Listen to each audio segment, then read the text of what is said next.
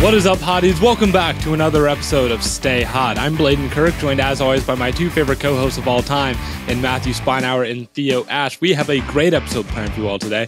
We're actually going to be previewing the NBA season. It has been a while since we've talked about the NBA on this podcast. We're going to preview the season with some scorching hot NBA takes. And then, of course, we are going to give our Stay Hot locks for week 6 of the NFL season. But before we get into all of that, Matt, Theo, how are you guys doing today? I'm doing pretty good. I'm excited to talk about the NBA. Outside of that, not much. Pretty typical spawn hour day so far. I'm doing well, too. I got a little trip to Colorado planned over the next 2-3 days or so. I've never been up there before, so I'm looking forward to that. I'm getting mountains, probably. I don't know. Hot springs, the whole deal. The rhythm guitarist in my band is from Colorado, so I'll ask him what you should do. Are there mountains out there? I've been to Wyoming before, and it was pretty cool. So not the same state, but not the same state. I'm headed to, I don't know how to pronounce it. It's like Ouray, Ouray. It looks pretty cool. Okay. There's that, and it's fall. The weather's been great here in Flagstaff. The apples have been tasting really good. If you don't have any Honeycrisp apples in your house, I highly recommend you go get some. Because take by Theo. They're in season right now, and I think good Honeycrisp apples are a top 3 food. Ooh. And I don't think they're 3. I think they're top 3 overall, though. It's like healthy candy. You just can't do any better than that. So I've been eating just like probably 2 or 3 Honeycrisp apples a day. I eat a shit ton of apples. Honeycrisp too much apples. Nah. Gotta keep the doctor away. You gotta keep the doctor away at all costs. I've built up a lot of doctor immunity here with the amount of apples that I eat every fall. Find out his one trick to keeping the doctor away. No, I love Honeycrisp apples. But reminder to everyone, subscribe to the YouTube if you're not already. And of course, follow us on Instagram at StayHotBW. BW is in Blue Wire, at StayHotBW on Instagram. And follow us on Snapchat for some exclusive Stay Hot content on those platforms. But let's hop into the NBA. And today's NBA Hottest Take segment is brought to you by AG1. Look, it's no secret that we all care about our health here. How else, am I going to keep going out in basketball class and saucing these dudes on the court, playing some high-level defense? Well, let me tell you about a product that I use every day. I've started taking AG1 just because I got to keep myself in peak physical condition, and you do too. With 1 scoop of AG1, you're getting 75 high-quality vitamins, minerals, whole food sourced ingredients, probiotics, and adaptogens to help you start your day the right way. This delicious blend of ingredients supports gut health, boosts your immune system, nervous system, energy, recovery, focus, and even aging. For me, I just throw a scoop in a glass of water before I start my day because I just feel like it gives me the energy boost I need to keep going. And the boost to mental clarity and alertness is why over 7,000 people have given Athletic Greens a 5-star review. And if you're like me, on a college student budget, you get all this for less than $3 a day. Right now, it's time to reclaim your health and arm your immune system with convenient daily nutrition. It's just 1 scoop and a cup of water every day. That's it. No need for a million different pills and supplements to look out for your health. And to make it easy, Athletic Greens is going to give you a free 1-year supply of immune-supporting vitamin D and 5 free travel packs with your first purchase. All you have to do is visit athleticgreens.com/stayhot. Again, that is athleticgreens.com/stayhot to take ownership over your health and pick up the ultimate daily nutritional insurance. Matt, Theo, we're going to talk about some basketball. We're going to give some hot takes. Theo, you've been doing some research, so I'm excited to hear what the coldest of your hot takes is for today's episode. Yeah, the structure of this is we start a little bit on the low end of the scale, and then we progressively ramp it up. I think my most normal take here is that the Trailblazers are the most underrated team in basketball right now. I'm looking at their win total over under right now, and the 2 teams directly below them in terms of Vegas over under are the Knicks and the Hornets. And I feel pretty comfortable saying that they're better than both of those teams. And I know they only won 27 games, something like that last year, but they didn't get Damian Lillard last year. He was dealing with an injury, and looking into it more, it was like kind of a complex, strange injury. It wasn't like he messed up his knee. It wasn't like he broke anything. It sounds like the tendon that attaches like his abs to his pelvis got like worn down or strained or something like that. So just kind of a strange injury that he played through. He injured it in the summer. He played through it at the Olympics, it sounds like, and wasn't great there. And he wasn't great when he played in the regular season for the Trailblazers, but he got surgery for it midway through the season and has had lots of time to rest and recover and fix that abdominal injury that he had. I think he's going to bounce back. I know that he wasn't great last year, but I think that injury had a lot to do with it. I don't think he just is washed all of a sudden. I think that there is a very real chance that we get all NBA Damian Lillard back this season at age 32. Maybe not peak Damian Lillard or anything like that, but something more in line with what we saw in 2020 than 2021. And when we get that kind of Damian Lillard, the Trailblazers make the playoffs, point blank, period. Like, he has been able to carry, and I know CJ McCollum is gone, but like, they were a perennial playoff team when Dame is right. And they've done it with rosters that are not too far off from the roster they currently have. It looks a lot better defensively than they've been over the past couple of years, with additions like Jeremy Grant and Gary Payton II. And you've got a talented rookie, Shaedon Sharpe. You've got, Anthony Simons there. It's not a horrible roster compared to the rosters that Lillard has played with in the past and made the playoffs with in the past, even made the Western Conference Finals with in the past. I don't think it's like this huge difference from the talent that he's playing with now, from the talent that he was playing with a couple years ago. So I think that this is easily a 40-win team, which would surpass their Vegas over under. I think that this is a team that can make the playoffs in the West, and I would bet on Damian Lillard bouncing back in a big way this year and being the catalyst to the turnaround. So I don't think that's like a crazy take, like Dame good.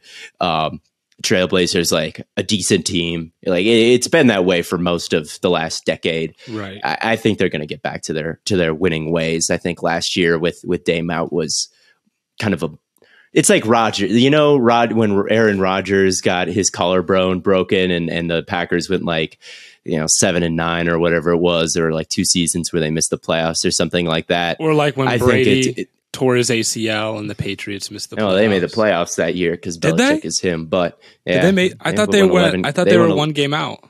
Ooh, that might be true, but they won 11 games. They may have been. I thought they won 11 or 10-6 or 11-5 and missed the playoffs by 1 game. True. I know that they won double-digit games that year. Yeah, so I don't know if it's like a perfect. It was like Matt Hasselbeck at quarterback. Yeah, it was Castle. Yeah. But I don't. Castle. But I think it was their star gets injured. It was a blip bad year in the lottery. The Warriors just had one of those, and then Curry came back and they were in the finals.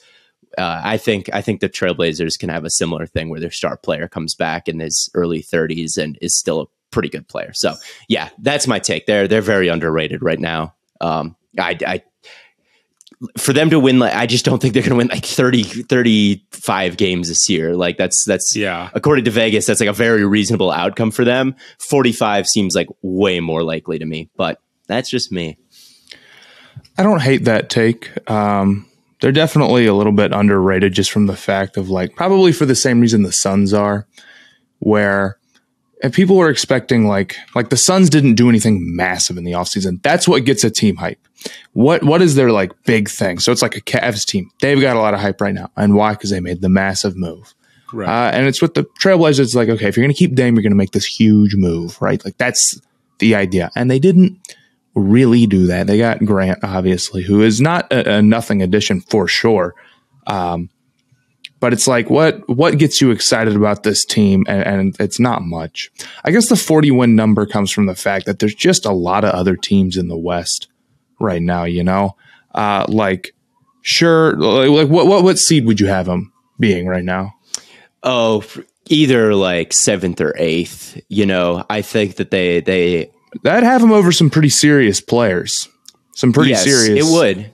And that'll come in with my hotter takes is one kind of big team that is, I think, top 5 in Vegas win over unders that I think could miss it directly. But I think I know. I don't know. I think that talking about, but yeah, you might. We've talked about it a little bit, but yeah, I think there's a chance that every year there's some, you know, it's never going to be the exact same, you know, like every year the playoffs it's not going to be the Suns, you know, Suns, Grizzlies, Jazz, Nuggets, all the teams that it was last year. There's going to be some big teams that fall off that no one saw coming. There's going to be, you know, some shakeup in both things. And I think that you can bank on some of that happening. And there's some teams that, you know, which I'll get into later, that I think will fall off in ways that people may not expect. So I think that there's a chance. I think they're an easy play-in team,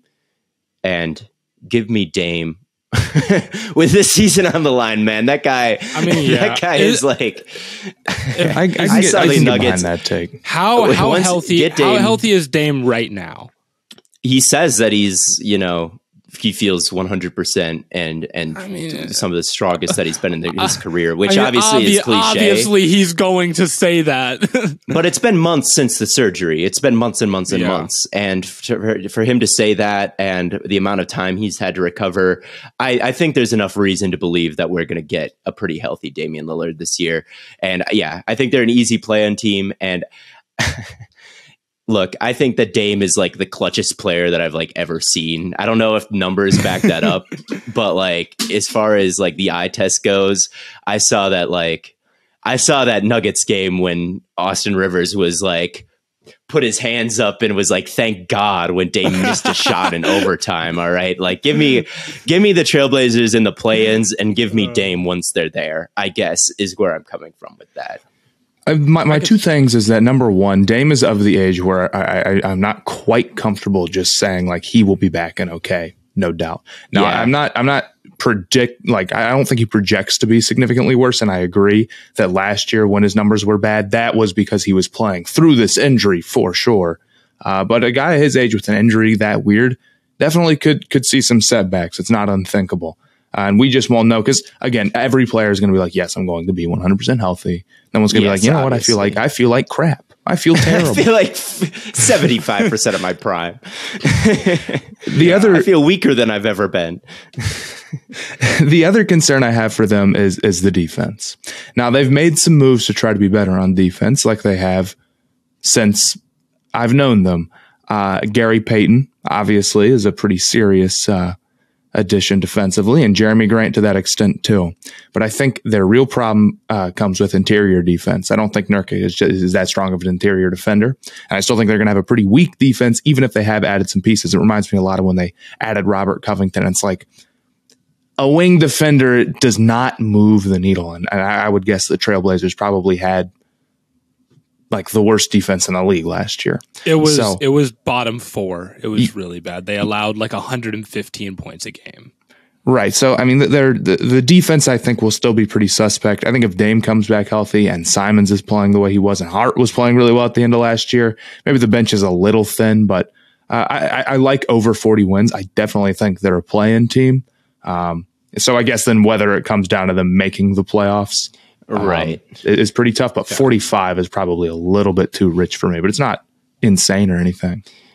In between 40 and 45, I'll say 45. I think they win. I'll say they win in between 43 and 47, somewhere in that range. That's where fair enough. My only concern is like I feel like Dame's going to have to be a superhero. I looked at Curry for some inspiration because Curry got hurt in his age 31 season like Dame did and came back and led the league in scoring. And I don't think Dame's game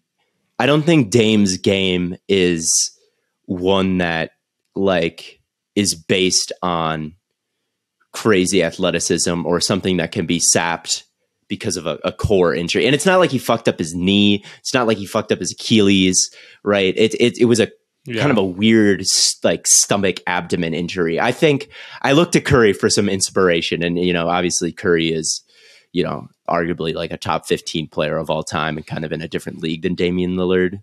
But I do think that I do think that it's possible in this day and age where 32 is the new 29 or the new 30, where a guard like that I think he can be. And he's been a superhero before, like like Dame has carried them to the playoffs like every single goddamn year for like the last decade when he's been healthy. So I don't know. That's where I'm at. But what is your guys' lukewarmest take of the episode?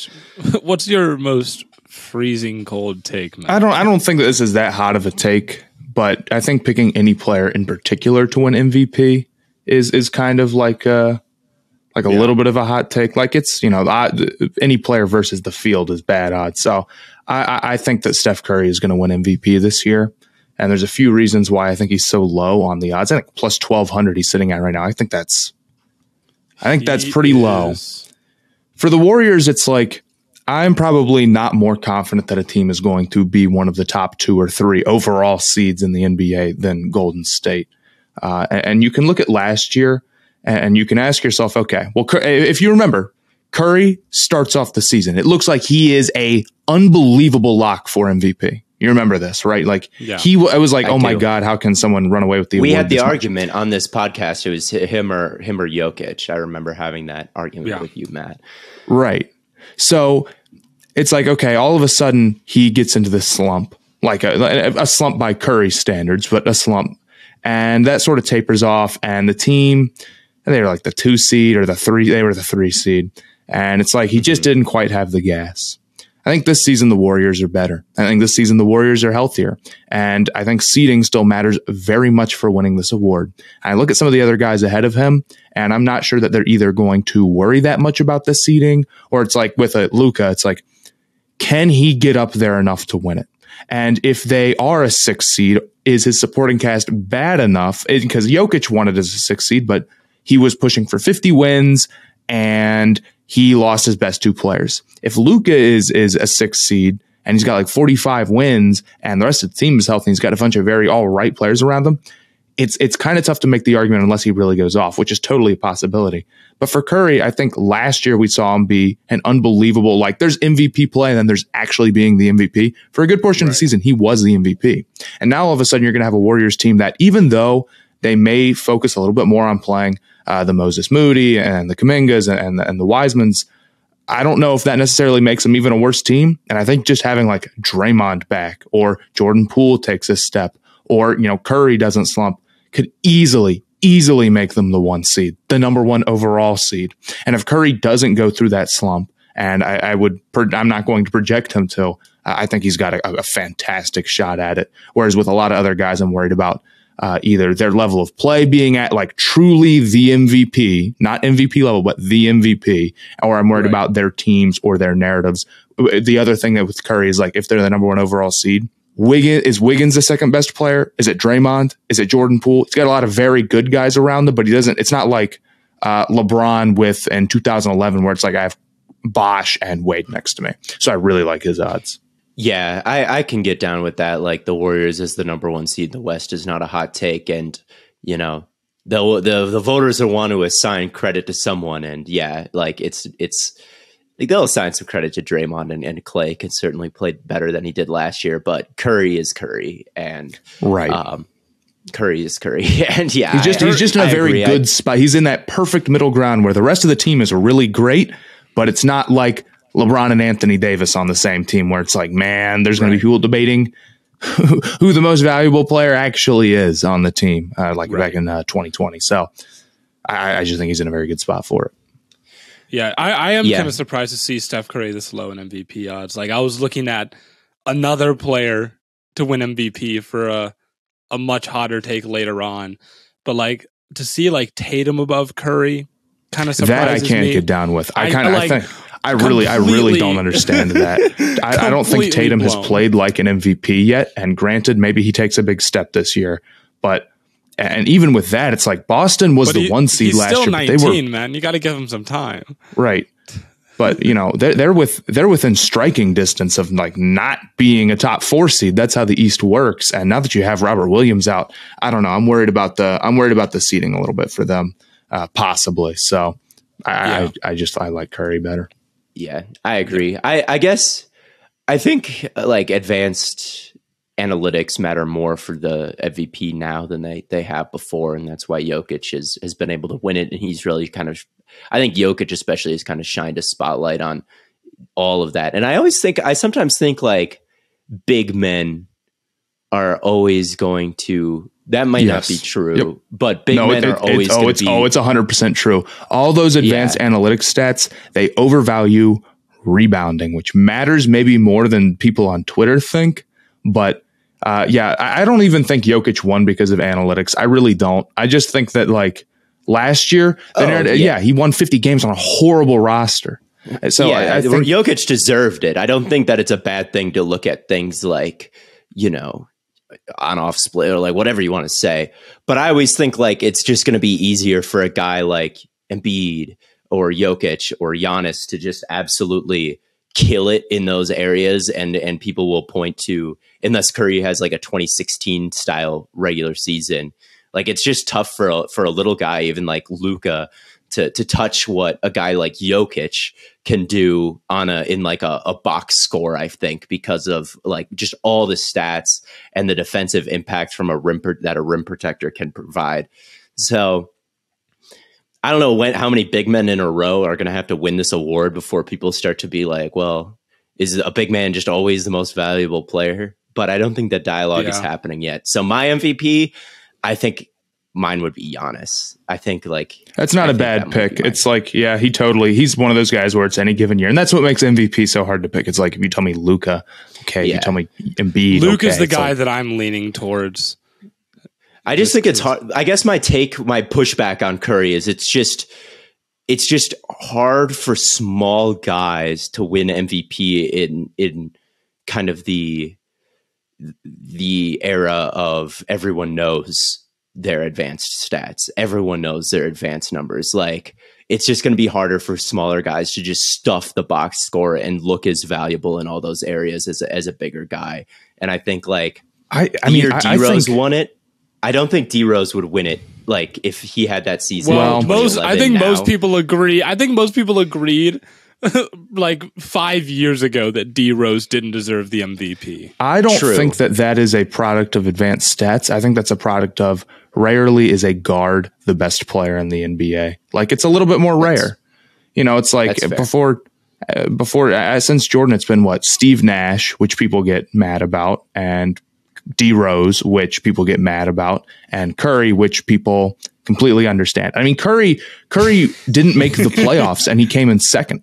Like, I just think there's another level. I think people don't value those advanced stats. I think people get really mad about those advanced stats stuff.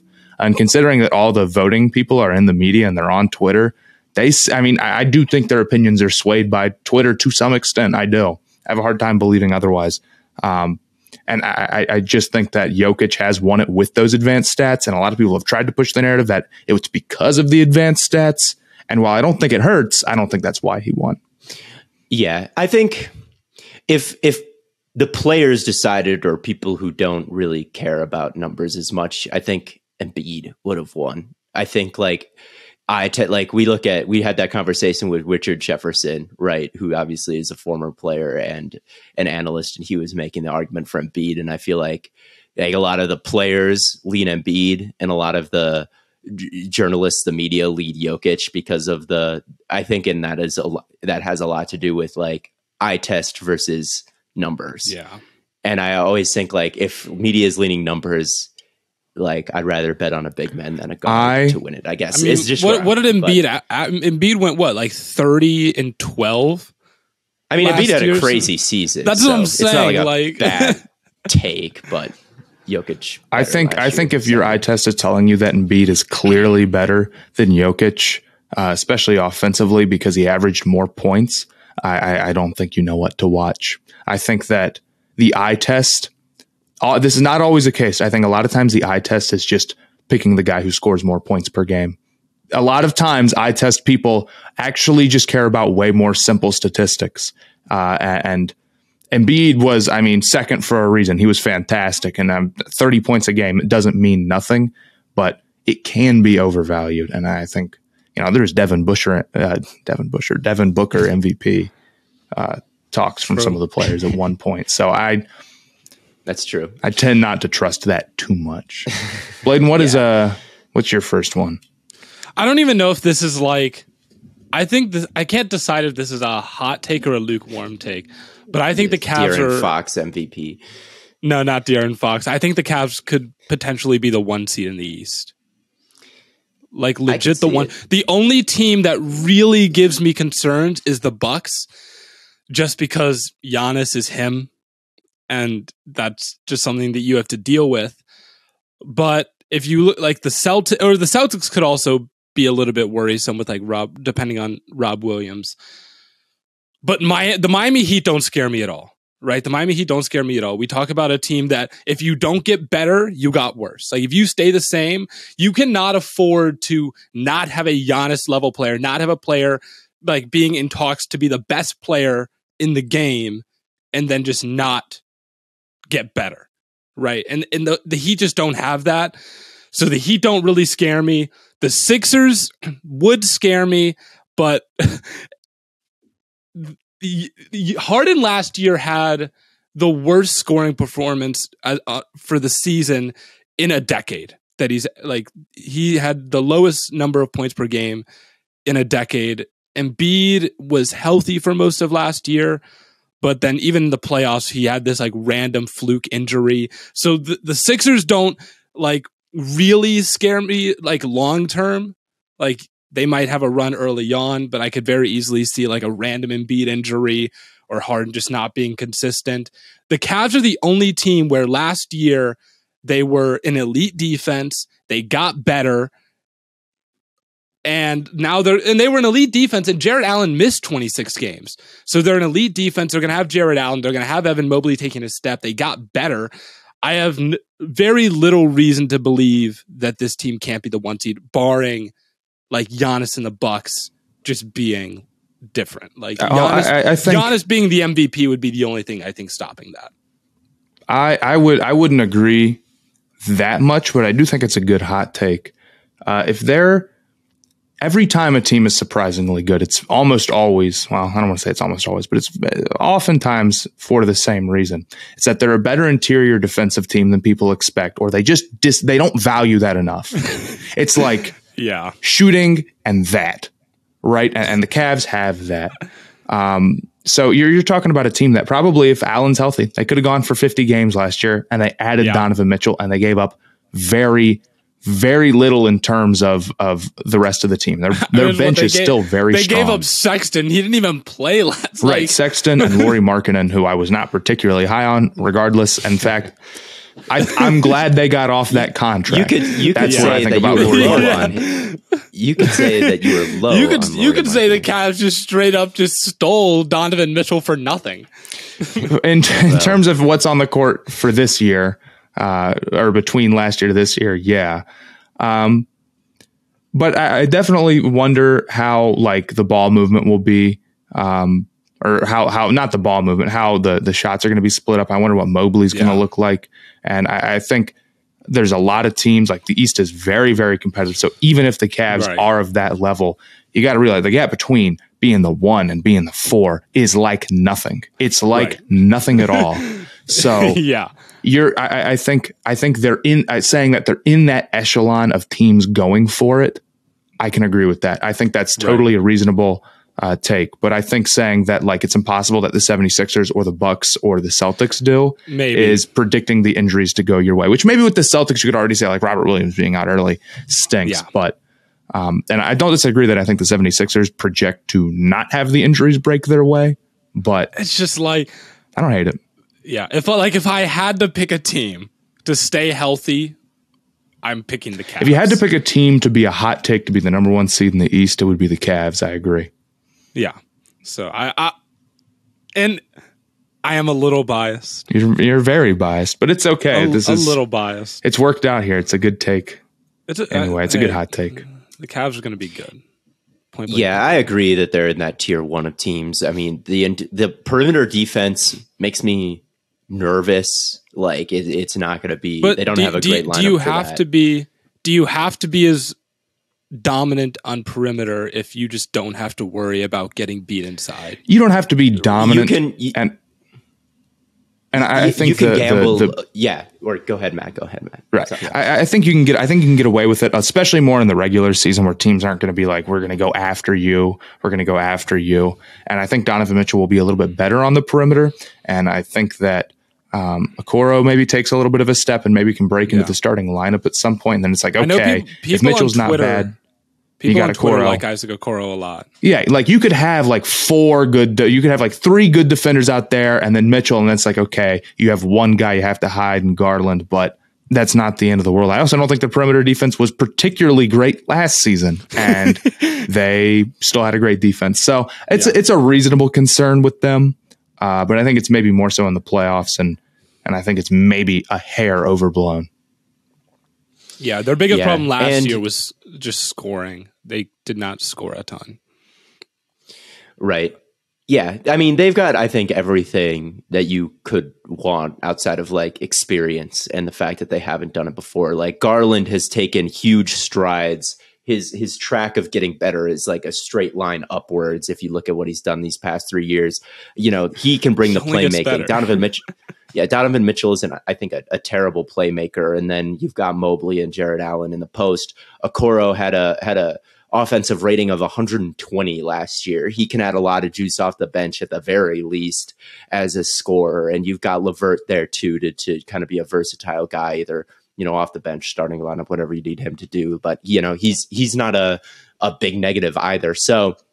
Yeah, right. I don't think that this is a bad take at all. I think I might have the Bucks as the number 1 seed in this conference. Like Matt said, it's also razor thin, like to say like, oh yeah, there's no way the 76ers could do it. There's no way the Celtics could do it. There's no way, a lot of the top teams could do it. Like that's not true. They absolutely could, but I mean, I agree that this is a tier 1 team in the East. And if they made the finals, I do think they have Kevin Love, I do think gives you some of that experience.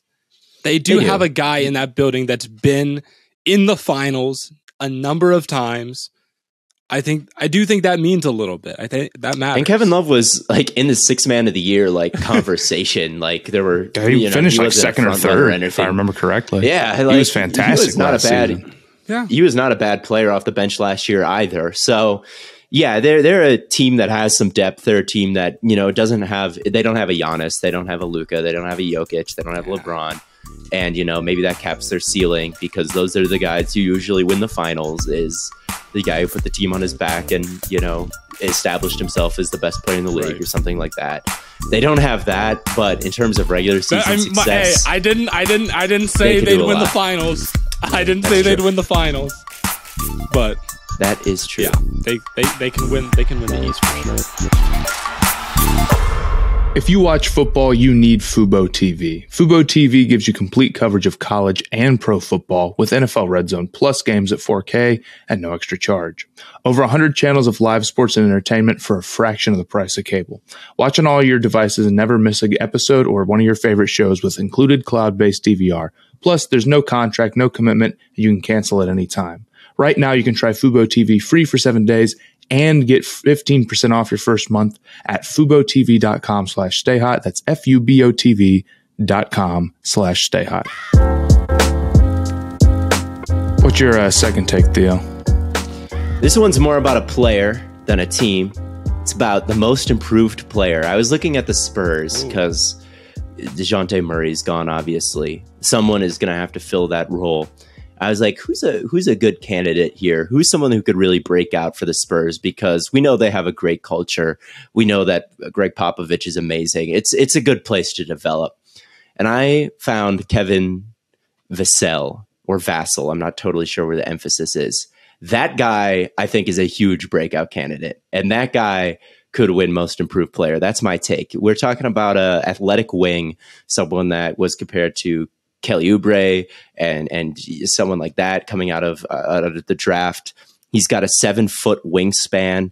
And from his rookie year to his second season, he improved a lot. His points per 100 improved by 5, which was pretty substantial. And he was more efficient on more volume. He was shooting I think 36% from 3, about 43% from the deep mid-range, which isn't anything unbelievably crazy, but pretty good. And his shot started to fall, especially the deep mid-range. It got a lot better from his rookie year to his second season. And, a quick kind of look through and doing some more research on him, looking at him in the preseason. I think he just had a big game against the Jazz where he was, shooting. He was getting to his spot and making it rain from the mid range. He has a nice high release point is one thing I noticed watching him. He can shoot it over just about anyone. And with DeJounte Murray gone, someone who's 6'5" like that, kind of I think that he can fill that role. There's going to be plenty of minutes for him to develop. And I think that Pop can really do something with him. I think that he has showed enough in the preseason and what he did last year. He's a guy that, wasn't really on my radar before I started doing this research. But the more I kind of looked into him, the more I thought that Kevin Vassell or whatever you want. I'm sorry, I don't even know how to properly pronounce his name. So Spurs fans, I'm sorry, but the Spurs always seem to, and Pop, it's like they're like the Patriots, to use another football the Patriots are just a team. This is like the Spurs. They're not in their glory days anymore. They don't have Tim Duncan. They don't have Tom Brady. But they're still a team that I think is a good place to develop. And maybe letting Murray go is like letting J.C. Jackson go. And that's like a potential all-pro that walks somewhere else. And then all of a sudden, Jack Jones is there to step up. You've got this guy, Vassell, who I think is ready to step up from what I've seen from him and the numbers that he was putting up. And giving him a quick search on Twitter, Spurs fans' enthusiasm about him. They're really excited about, I think, what he could bring to the team. So I'm in on Kevin Vassell for most improved player. That's my second hot take. And I think maybe to bring this, one step further, I don't think the Spurs are going to be the worst team in the league. Some team with a worse culture is going to have I just don't know if the Spurs can. They say they're going to win 22 games. I think they're going to win 25. They're going to win 25 games. I don't know. They're just, some team is just going to implode. The Spurs are too solid. Their culture is too strong. Their coaching is too good to be at the very bottom. So it's like the Patriots. You look at their team and you're like, where is the talent, man? Where is Theo? We got Jacoby. Who's going to be the worst team? Jacoby Myers is wide receiver 1. What are we doing? Jonathan Jones. Who is that? He's going to be their best secondary player. They didn't draft a single front 7 player. Mac Jones is their quarterback. How are the Patriots going to overcome this? And then they're just maybe not great, but they're fine anyway. The Spurs developed DeJounte Murray from a very late first round pick to an all-star. Someone on that team is going to pick up the slack that he has left to some extent, whether that be Pirtle, who I know that you really like, Matt, Keldon Johnson, this guy Vassell. There's enough there for them to be weirdly okay with Pop. So that's kind of my greater Spurs take, and my most improved player dark horse for my second take. I like Vassell as most improved player. He has been getting a lot of hype. He did take a serious jump last year, and I think importantly, unfortunately for this award again, it's the points per game merchants. And being on a team where it's he's going to be able to get a lot of shots. Not only is he a player who is improving, but now his role has improved so much. It's like fantasy football. It's is this guy going to be able to get the ball? And the answer right now is yes, he's going to be able to. And the team is just going to go say, do whatever, not do whatever you want, obviously, but we want to see what you have. Go out and shoot maybe a little bit more than you would be on a competitive team. So if he goes from that 11-12 spot, this is year 3, which is the perfect time for most improved, and he's starting to put up a relatively efficient 20, he'll absolutely be in that conversation. I agree with the hype that he has been getting. So I think it's a good take. I think the situation and the production and the type of player that he is, if he can just be more efficient creating his own shot, which is the hard part. Yeah. Right. This isn't some nobody. This was the 11th overall pick in the draft out of FSU. Did I say Kevin earlier? It's Devin. I feel like I may have said Kevin. Maybe I don't know. Sorry, I don't know. I didn't want to correct you because I wasn't confident on which one you said. I may have said Kevin. It's definitely Devin. I don't know if I said that or not. Devin Vassell. It's definitely Devin Vassell. But yes, this is the 11th overall pick. And if you look at his numbers at FSU, he was like putting up like he was, that LeBron stat where it's like in the finals where it's like first in the series and this, and this. Like Devin Vassell wasn't doing like, he's not LeBron, but he did a little bit of everything is what I'm saying. Like he led that FSU team in plenty of different kind of unrelated stats. So he's a very well-rounded player, athletic. He's improving as a defender, a shooter, everything. So he's someone that I have a very close eye on this year. And and then on top of that, the Spurs are just going to be weirdly okay, not good, but weirdly like they're not going to be. They're not middle of the pack rebuilding. They're not going to get Victor. That's what I'm saying. They're not. They're not going to get Victor. They're not in the Victor Wembanyama will not be a Spur by this time next year, I guess. Well, I'd say if we want to keep talking about teams in the middle of a rebuild, maybe this is not even a hot take, but I think by the end of the year, the consensus like best rebuilding team as far as how they look on the court will be the Orlando Magic. And I think they're in an underratedly amazing spot. Now, the asterisk about this is that whichever team is the best looking rebuilding team for the future is actually the one that gets Victor Wembanyama, right? And I think to some extent, maybe you doubt, since you haven't seen Paolo yet and you have seen Jalen Green and Cade Cunningham, you like them a little bit more. But dude, the Magic have got it going right now. Their front court is fantastic. I love Wendell Carter Jr., Franz, and Banchero, the amount of movement they're going to be able to put on the court at one time, because anybody can have guards that can move the ball. They're going to be able to have everyone that can move the ball. And it's underrated. Like, it keeps so much of the court open at the same time. And I really, really like those guys. And Carter's come along so much for them. And Franz looked so good last year. And it's just the hype about them has been a little bit quiet, but they're that legit. And I think Paolo is going to be really great. On top of that, obviously, they're still going to be pretty bad, and they're going to have their draft pick, right? You know who else does draft pick they have? The Chicago Bulls. Do they have the... Ooh. Okay. Are the Chicago Bulls going to make the playoffs? I don't have them there. No. I would say no, they won't. I would say that they are going to need to win in the play-ins. That's what I'll put it at. Because now things are going terribly for the Bulls. They're going awful for the Bulls.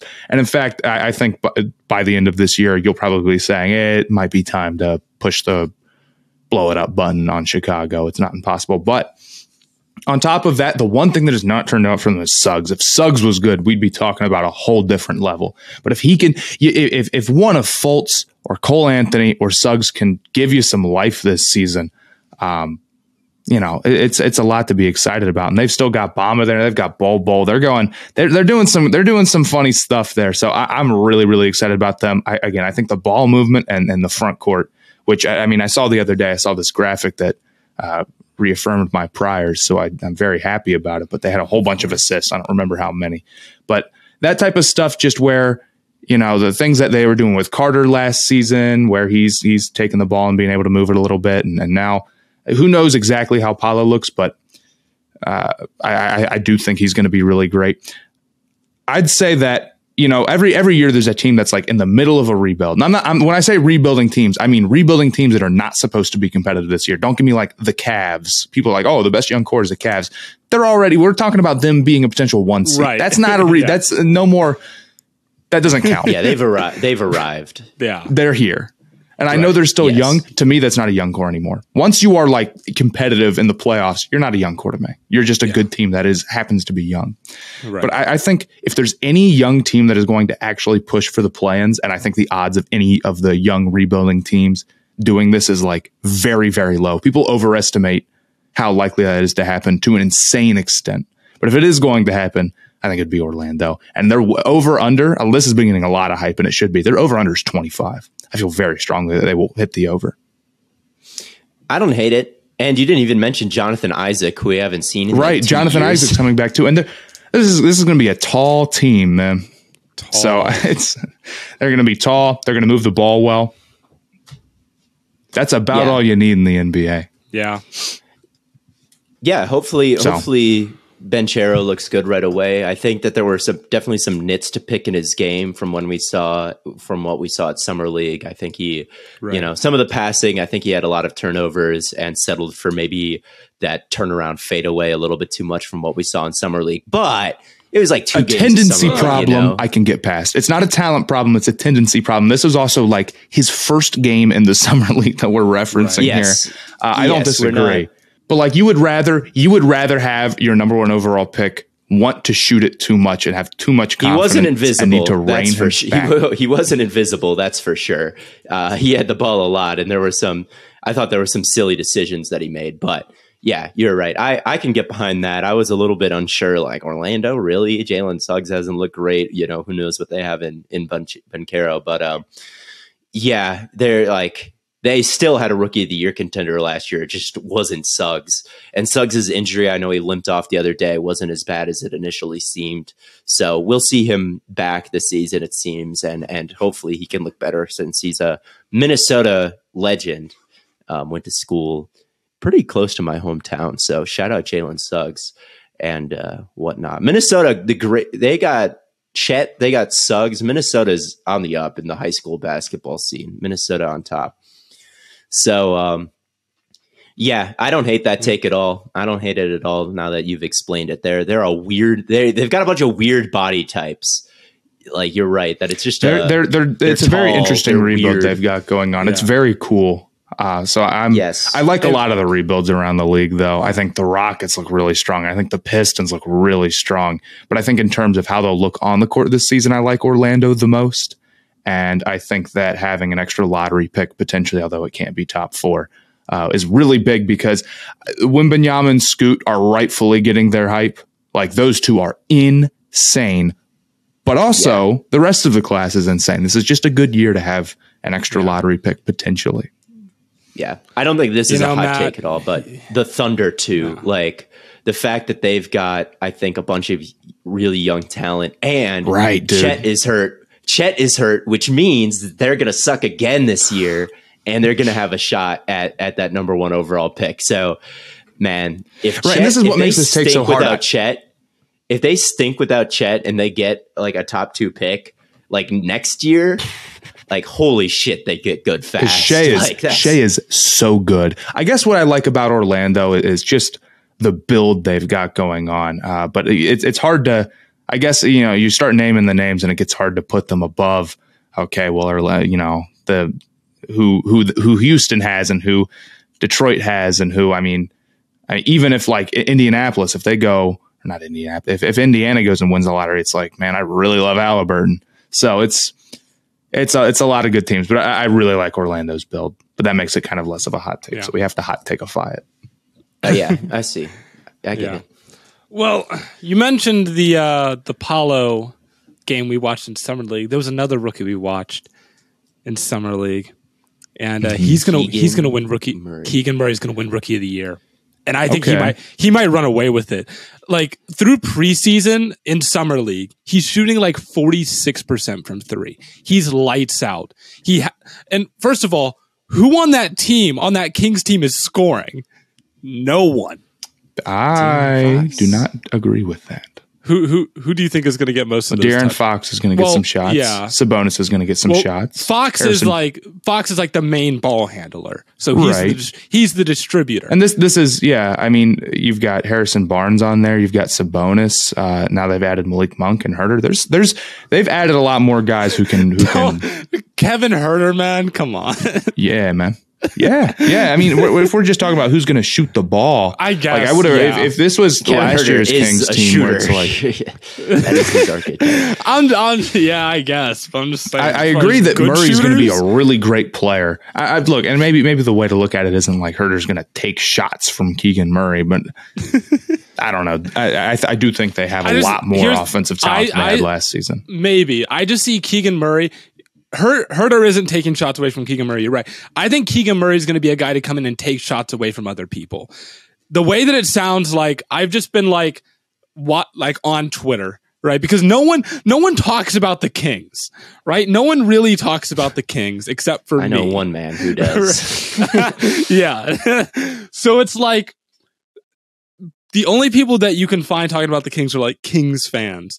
But occasionally you'll see a video of like, they'll ask like the other Kings players about, Keegan Murray's performance. And they're just like, yeah, everything he shoots goes in.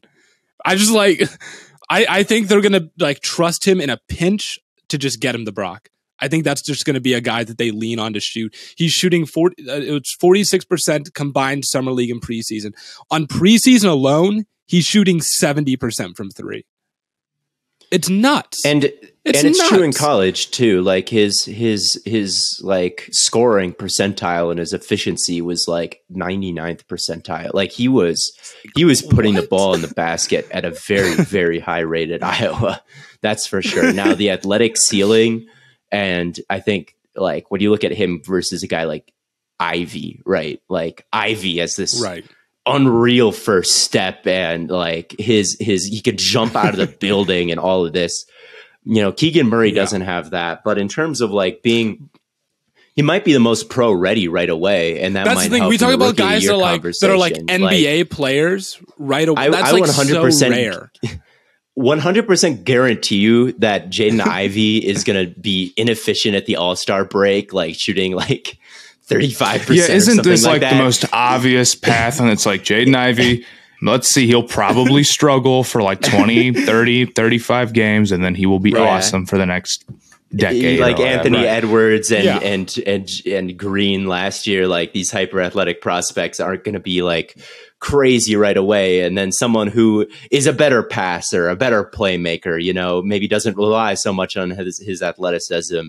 Like I can definitely see like the Keegan Murray pick got so much hate on draft night because it was the Kings. I didn't, but people it's just we're going to be mad at the Kings. And this is a serious thing that happens. They know the Kings are bad. So they're like, any move they make just as stupid. If they had picked Jaden Ivey, they would have called them idiots too. If they so like every year. Right. So they should have kept Halliburton, picked Jaden Ivey, and then played Ivey 10 minutes a night. That's what they should have. Although they should have kept Halliburton. Don't get me wrong. But yeah. So it's I think that's a little bit of nonsense. I can see it. I can see the path to that happening.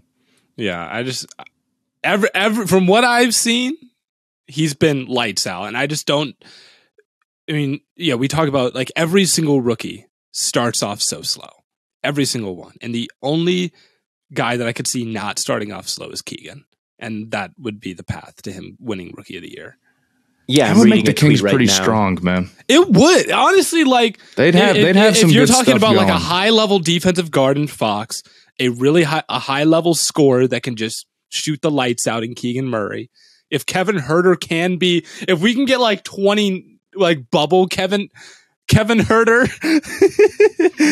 I think there's a world where they're a little bit. Their under over is 33.5. I could definitely see you liking the over if you think Keegan Murray is going to step in and be really good, especially with the off ball stuff, which they desperately need. So I don't hate that take. His corner, every clip I see on is just like him just perfectly positioning himself to get into the corner, and then he's just wide open and just laser.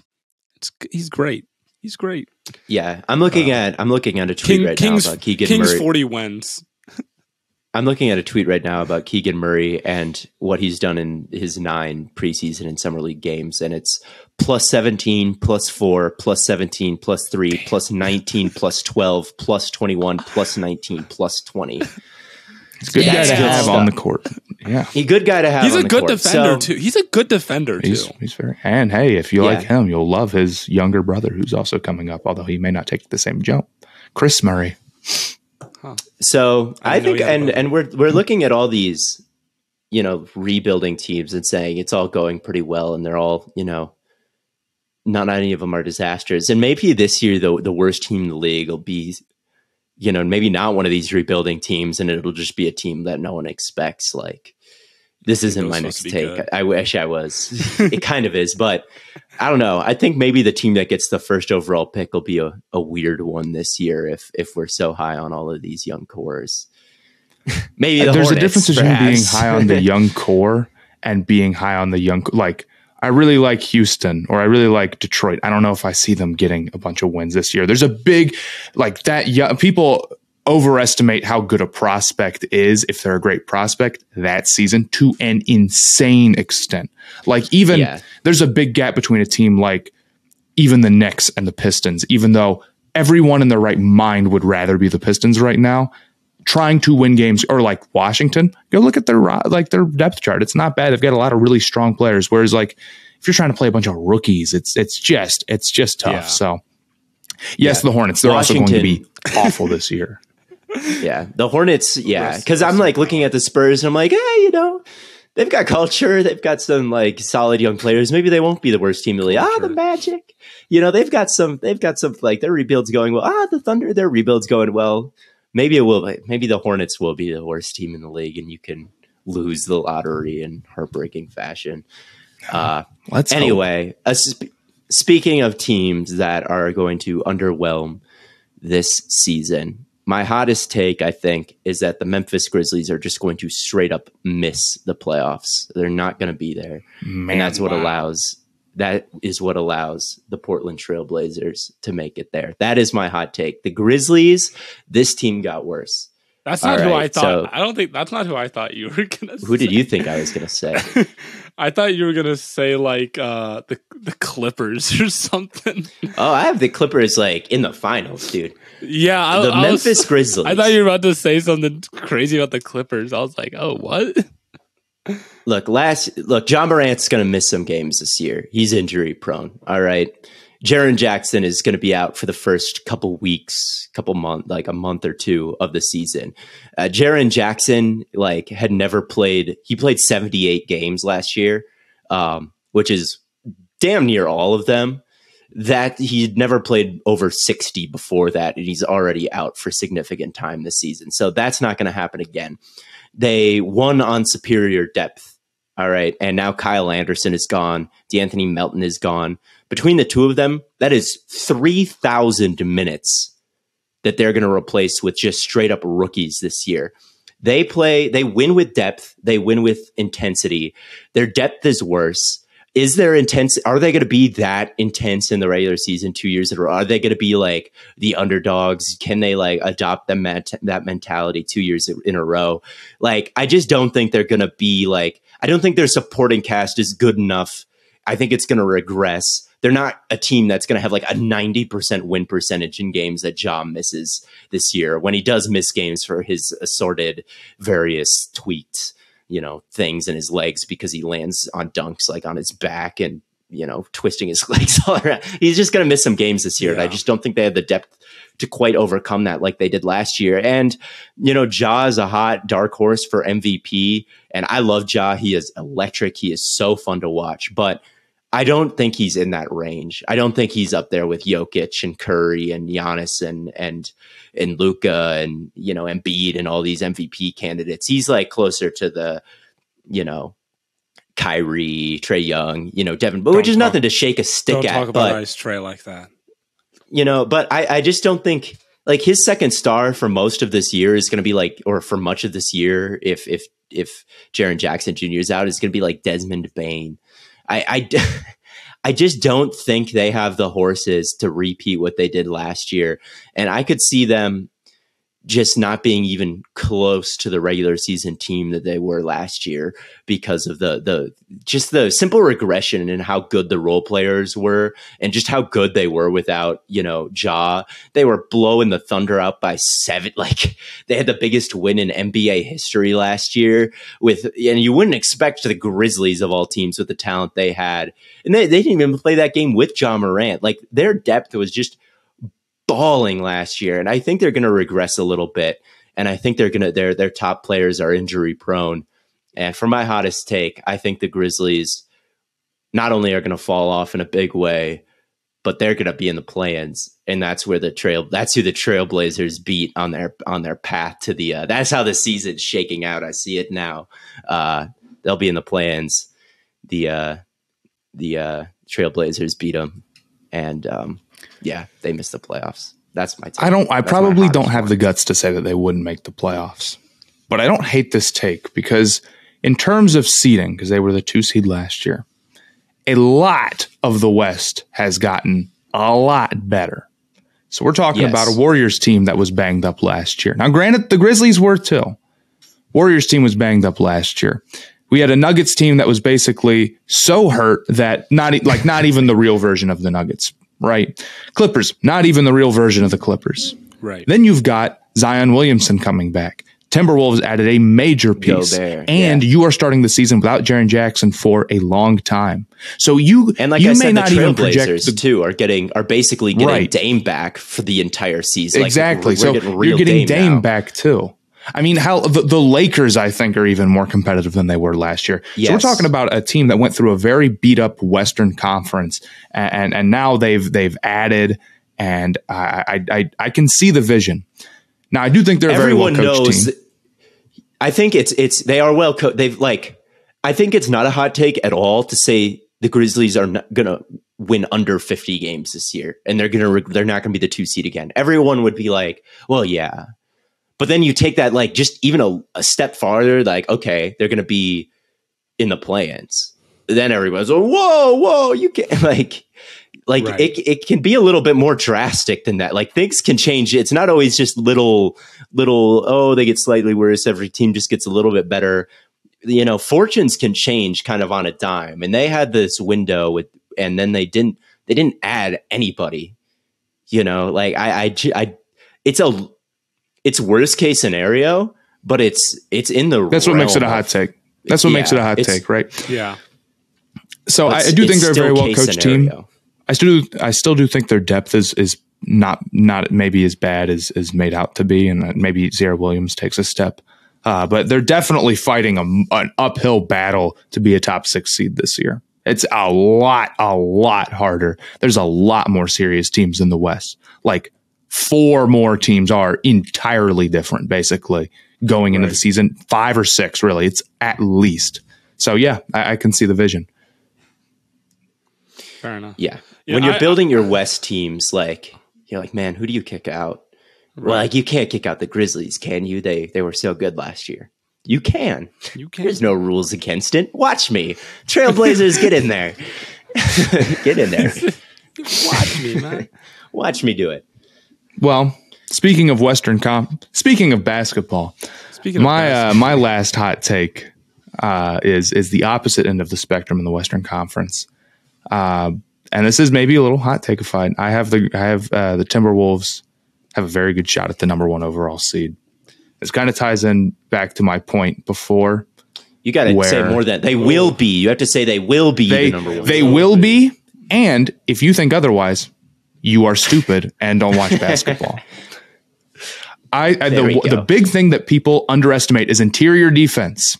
All right. Yeah. Last year it was the Cavs. The year before it was the Knicks, which granted maybe happened partially because of Julius Randle stepping up, or maybe the Cavs partially because Darius Garland stepped up. But interior defense is so important. And why were the Jazz always so much better than everyone expected? Because they had great interior defense. And now the Timberwolves have added the most impactful defender in the NBA, at least as far as regular season goes. That is not going to be nothing, man. That is not a little itty bitty change. So we're talking about a team that I think is going to go out, and especially for a team that had, I thought, not that strong of an interior defender, and for a team that was not that bad defensively last year anyway. So I think they're going to kill people defensively the same way that the Jazz did.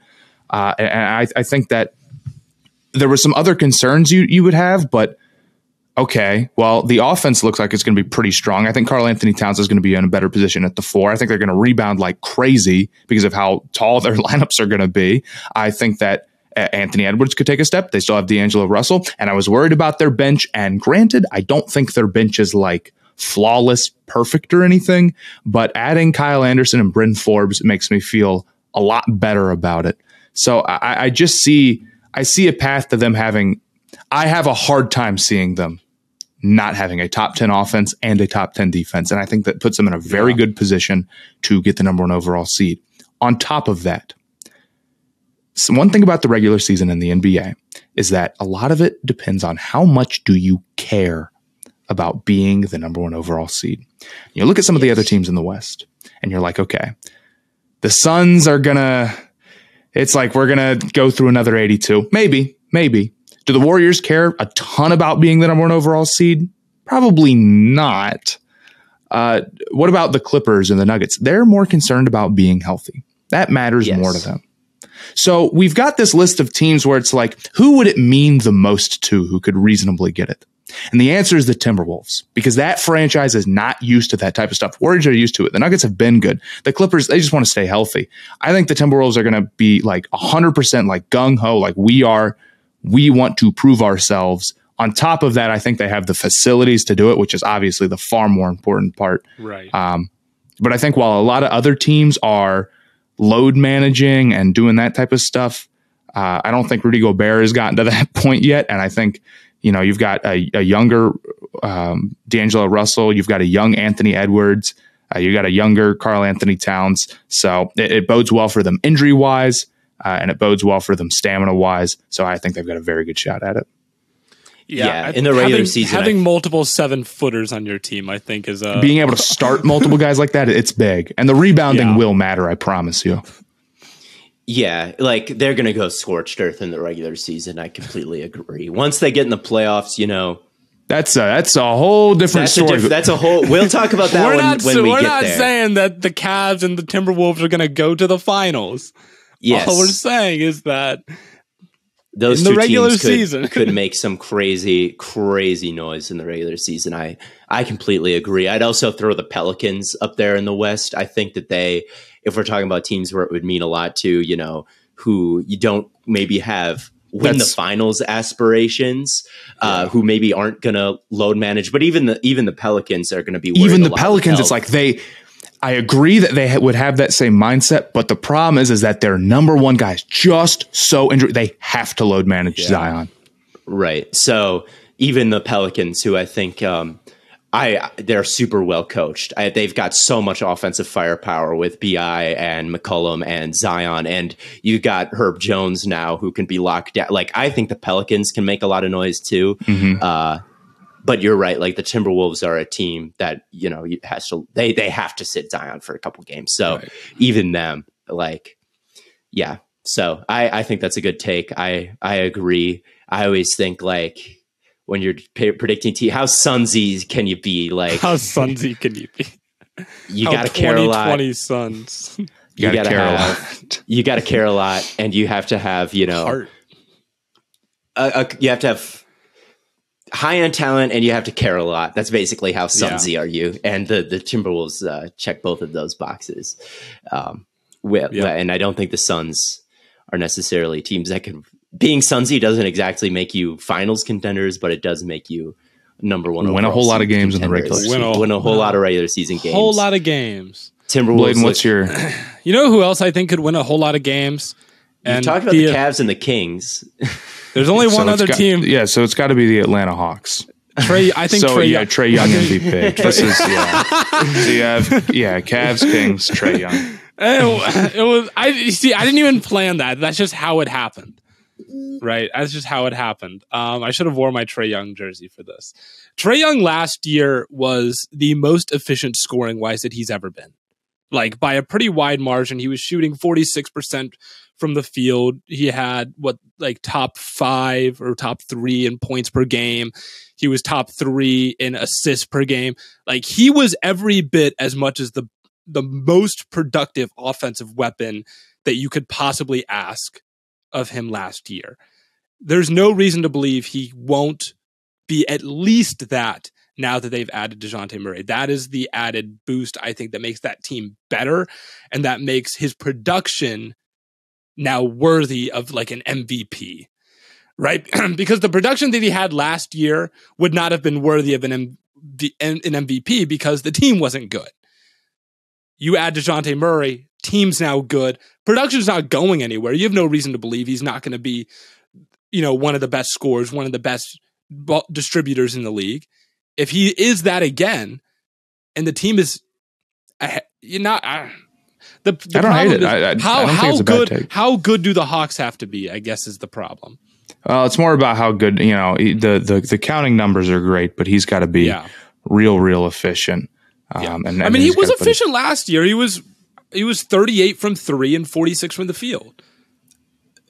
The defense is always going to kill him. The defense. This is the one thing. It's like, and he's got to be real efficient. He's got to do what he did, and the Hawks have to be awesome. And it's not unthinkable. I don't disagree, but it's always, if it comes, a lot of times with the MVPs, you got 3 or 4 guys, and if it comes down to it, you're going to have to sit there and be like, this is the worst. This guy is so much better offensively than everyone else that him being the worst defender in the league is excusable, and that's going to be brutally hard to do.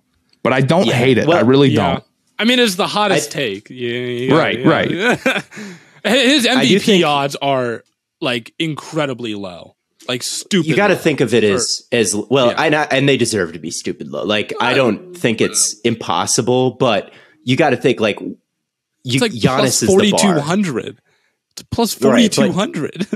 Giannis is the bar. You know what Giannis is going to give you, the best defense in the league, and like 60% from the field, and the Bucks are going to be a top 2 seed. Like we know there's going to be a player that does that. We know that.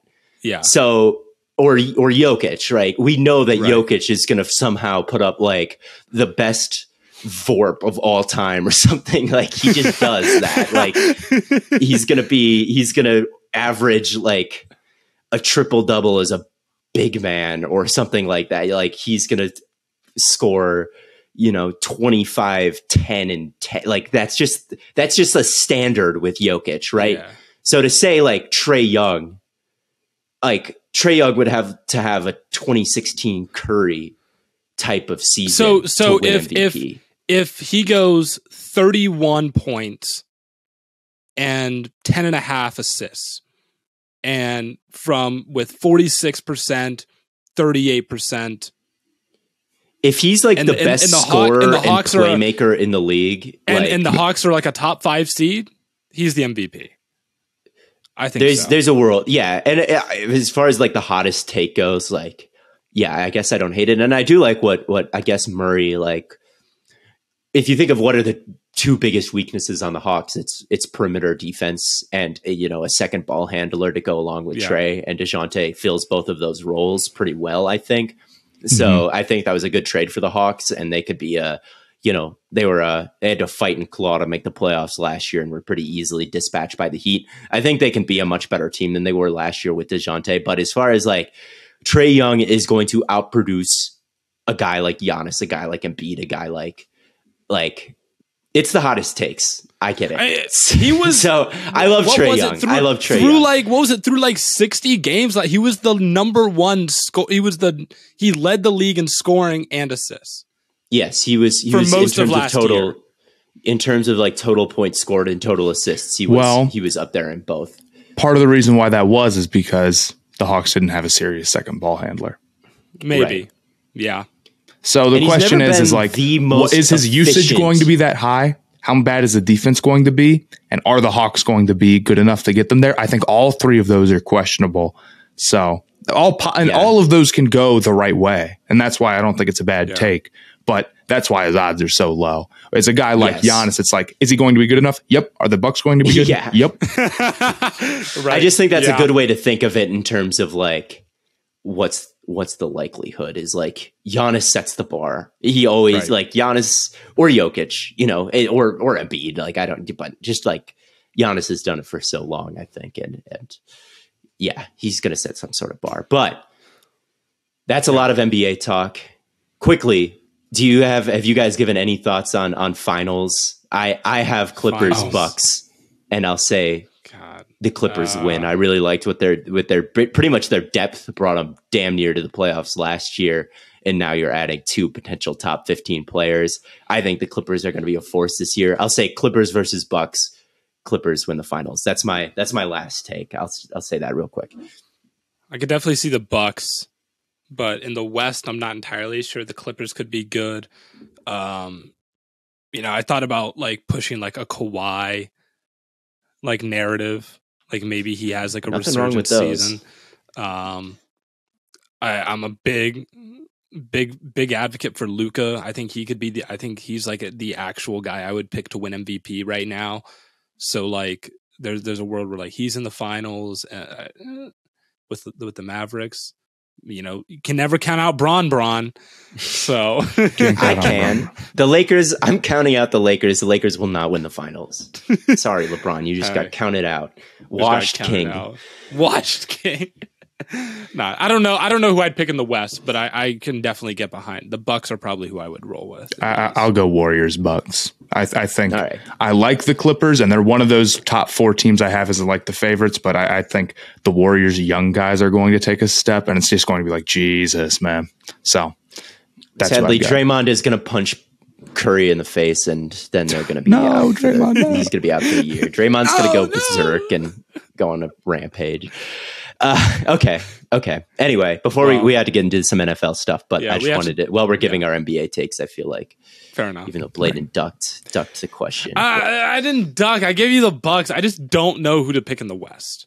I'll pick the Mavericks just because I'm taking Luka MVP already, and to be a little bit different. Bucks and Mavericks. Yeah. Okay. So all of us have the Bucks. Okay. All right, Bucks. Let's prove us something right. Then. Yeah. All right, time to get into the Stay Hot Locks, moving on to some NFL stuff. Week 6 of the NFL season. For those that are unfamiliar with how the Stay Hot Locks work, we each get to pick any number of teams. If all of those teams win, that we say are going to win because they're locks to win, you get a point for each team. If any of those teams lose, right, you pick 5 teams, one of them lose, you get 0 points for the week. If any of them ties, it's like you just didn't lock them, right? Because they didn't lose, but they didn't win. So you get 0 points for that team, but you still can get points for the rest. So, draft style. Currently, who has the first pick? Matt has the first pick. So, currently, Matt has 1 point. Theo has 2 points. I have 7. You're running away with it. Commanding lead right now. So, Matt, you have the first pick. I'll take Bucks over Steelers. Yeah. Yeah. Pretty easy. Steelers didn't look good last week. I don't think they're going to look good this week. I don't know. I don't have some deep explanation for why I'm picking. What's the spread on this game? What's your guess? 8-point spread for 8-point spread. I might take Bucks on the points on that one. Damn. So I think rookie quarterback, bad offensive line, defense that did not look good last week. Yeah. Fair. Theo? I guess I'll take. I love my Atlanta Falcons, all right, but I think that San Francisco might be one of those defenses. Like one of those defenses when we look back and we say, that was pretty suffocating. That was a pretty iconic unit. I think San Francisco so far has been that. And I love Atlanta, but they didn't quite have the firepower last week to they scored 0 in the first half. I think, 15 in the second, which, 15 and a half is nothing to shake a stick at, but it's a little bit garbage time. I think they're going to struggle to move the ball once again. I don't think they're going to be putting up like 20 points on this San Francisco defense with Zacchaeus and whatnot. So right. Give me San Francisco over Atlanta. Fair enough. I'm debating on whether or not I actually want to do this. I'm going to upset Giants fans. I'm going to lock the Ravens over the 4-1 Giants. They are 6-point favorites, but here's the thing with the Giants. The Giants they are 4-1, but every team that they've played has not scored more than 22 points. I think the Ravens have an offense that can actually light up the sky. There's going to be some fireworks going on, and it could be, you can get some Saquon big runs out there, but you're going to need to be able to keep up with Lamar and Mark Andrews. That offense can just be really decimating just because of what Lamar can do to you. We got the Wink versus Greg Roman. We got the Wink Martindale revenge game. I don't know. I wouldn't lock. If it's Greg Roman versus Wink Martindale, yeah, I get that. I don't think it isn't a lock that the way Lamar and the Ravens have looked the past couple of weeks. That you guys took the two that I was gonna take. So those, yeah. I mean, Bucks Steelers was my like sure thing. And then you know what? Well, okay, I'll give. Yeah, I do have another one. So I'll do Chargers over Broncos. The Broncos have looked god awful. I mean, truly horrible, top to bottom. I just that it's just an unserious team. They played like the worst primetime game anyone's ever seen. They couldn't even win it against a bad Colts team too. So I mean, give me the Chargers and give me the Ravens and then give me the Chargers. Ravens over Giants, Chargers over Broncos. Theo, do you have another pick? I do. There's a team with a 10-point spread that has not been picked yet. Yeah, well, but I'm not going to pick it because I don't think it's a lock. I don't think it's a lock. I was gonna ask you to pick this one, but you put you have this take. Interim head coaches, they don't lose their first game. They don't lose their first game. Lock the Carolina Panthers. Well, no, I'm not going to lock it. Whoa, I'm not going to, brother. It's enough of a take that I'm not going to lock a 10-point favorite. All right, that's how confident. That's pretty confident. If a 10-point favorite's not getting locked, interim head coaches are nothing to be fucked with. Okay, I'm not going to lock it.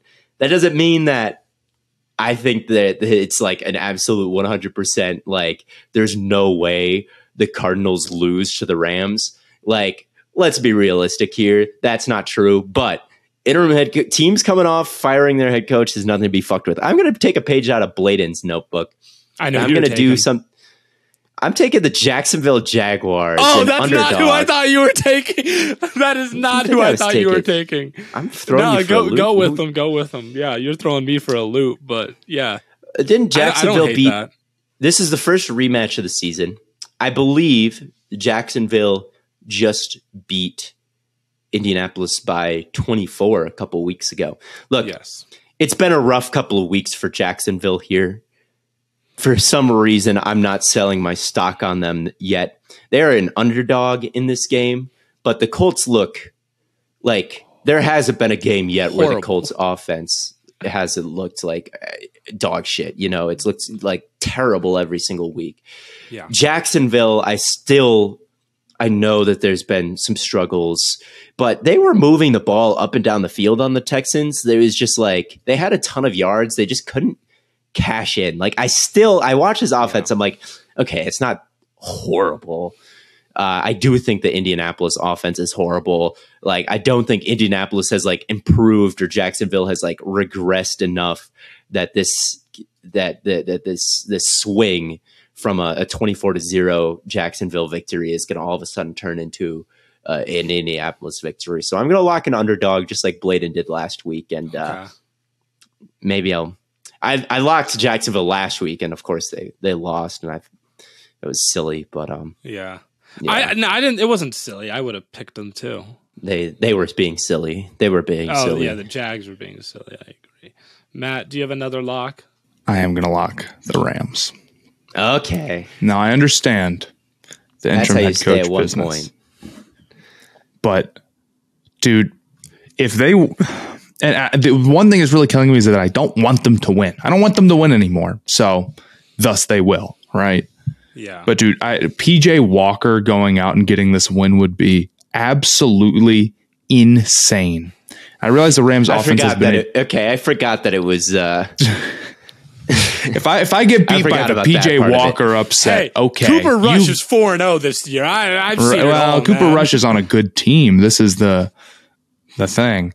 I do agree that it makes me nervous because the Rams offense has been so bad and the Panthers defense is not. And it's like, this is probably going to be a close game. And I think a 10.5 point spread is tough, but dude, it's like their passing offense is just a disaster. I don't know. Yeah, I'm going with, I have to go with the Rams here. I can't pass up a 10.5 point spread. And then that's it for me. Yeah. I think I forgot about the PJ Walker aspect of this. PJ Walker, there was a game against the Lions he played one time where he looked good. I remember this. Oh, was he? I did good a whole in that breakdown game? on it. I thought he threw he made some a million interceptions that game, if I remember properly. He has thrown 2 picks and 8 interceptions, or 2 touchdowns and 8 picks with a sub 60% completion percentage in his career thus far. The results have not been great. No. Yeah. You don't if the Rams don't win this, I forgot about the whole PJ Walker aspect of this. I can't lie. But the interim, if they do win this game, I'm never like interim head coaches never like win anything of substance, but they do tend to win their first game. I don't even have stats on that. That's like not even me. Like, I think it's got to be true. I don't know. It feels like it's true. I mean, it feels like it's true. So. I mean, if you're coaching against an interim head coach, you don't really have any tendencies to go off of. So you're just like, who knows? I don't know. Who knows? Well, that does it for me. Does it do it for you guys? Yeah, I don't think I'm going to lock the Packers versus the Jets after what I just saw. I'm debating in my head locking the Seahawks over the Cardinals. I want to put my faith in Geno against basically a terrible defense. But then there's also like the aspect of Kyler could go off against the Seahawks pretty bad defense. It's possible. But I think I'll who do the Seahawks play in the future? Because I do want to lock the Seahawks at some point. They don't really have I don't know if I'm gonna have another shot to lock them. Do I want to do 3 again? Do I want to do? I'll do it. I'll lock the Seahawks. I'm locking the Ravens, the Chargers, and the Seahawks. Gotcha. All right. I get it.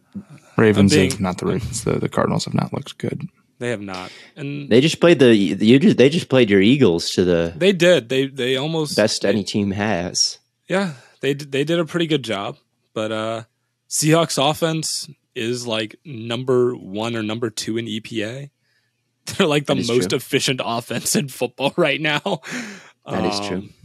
Geno looks like he's on the TB12 method, so I'm going to put my faith in it. I don't know. All right, but that pretty much wraps things up. I am looking forward to watching, Theo, you mentioned the Eagles. I'm looking forward to watching them play the Cowboys. I think that'll be a great game. But until next time, as always, from Corn Boy, Bird Boy, and Lemon Boy, thank you so much for tuning in. As always, we will catch you all on the flippity flop.